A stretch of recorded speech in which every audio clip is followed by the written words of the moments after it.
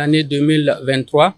une nouvelle loi a été votée pour régir désormais l'activité de promotion immobilière au Burkina Faso. Cette loi comporte des innovations majeures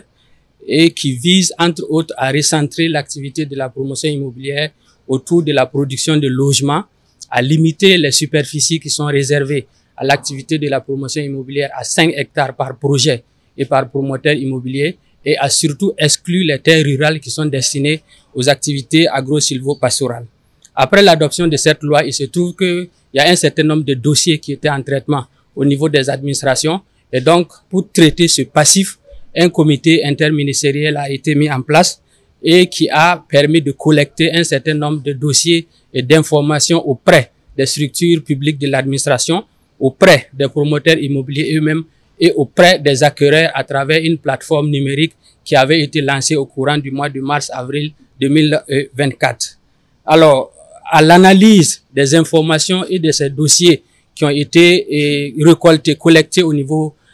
des différents acteurs, il ressort que 1812 sites ont été mobilisés pour l'activité de la promotion immobilière dans le cadre de l'ancienne loi de la promotion immobilière. Et ces 1812 sites totalisent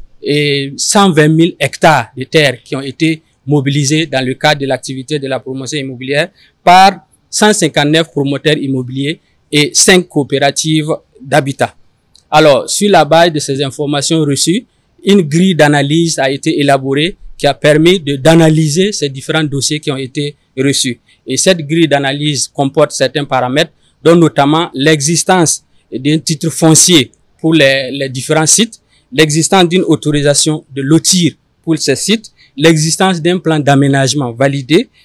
d'un arrêté portant approbation du projet immobilier, de l'aménagement de ces sites-là et également de leur raccordement au réseau d'adduction en eau potable, d'électricité, la viabilisation, le niveau de vente et de construction au niveau de ces sites-là. Donc, à l'issue de ce processus d'analyse, des recommandations ont été faites à l'endroit du Conseil des ministres. Donc, aujourd'hui, décision a été prise au cours du Conseil des ministres dans une première phase de régulariser 127 sites qui, à l'analyse de la grille qui a été arrêtée, répondent à un certain nombre de critères. Et ces 127 sites-là appartiennent à 49 promoteurs immobiliers. Donc, il a été décidé de procéder à la régularisation dans une première phase de ces 127 sites appartenant à 49 promoteurs immobiliers. Donc, la régularisation va consister à octroyer des titres de propriété aux acquéreurs, des clients de ces différents promoteurs à travers une procédure qui va être déclinée par le ministère en charge des Finances. Et il revient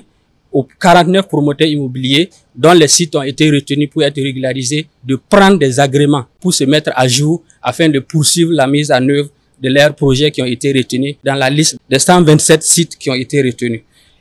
Il faut retenir également qu'un plan d'action a été adopté pour traiter tous les autres sites qui ne sont pas passés dans le cadre de cette première phase-là, au cas par cas. Donc, on invite tout le monde à la patience et à attendre les instructions, en tout cas les informations qui vont être fournies par le ministère. Donc, il faut rassurer les uns et les autres que l'activité de la promotion immobilière est régie par une nouvelle loi et il est interdit aux promoteurs immobiliers de procéder à la vente des terrains nus. Donc,